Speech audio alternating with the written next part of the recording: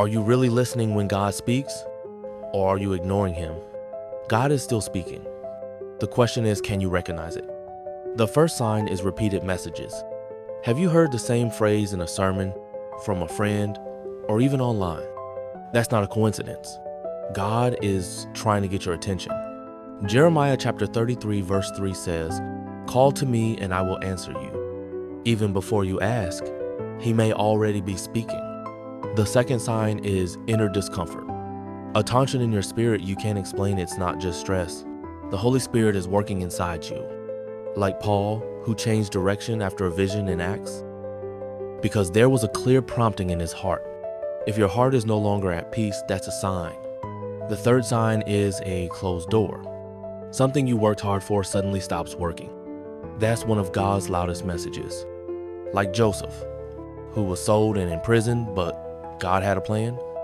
That obstacle might be divine redirection. The fourth sign is a sudden emotional shift. Tears, feelings, or conviction you didn't expect. God also speaks through your emotions. Elijah heard God not in the wind or quake, but in a whisper.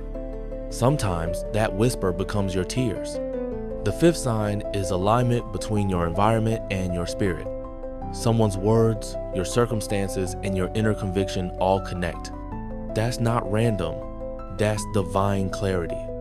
1 Corinthians chapter 14 verse 33 says God is not a God of confusion. When he speaks, it brings direction. The real question is, will you obey or will you ignore him again? God is speaking clearly, and you can no longer pretend not to hear.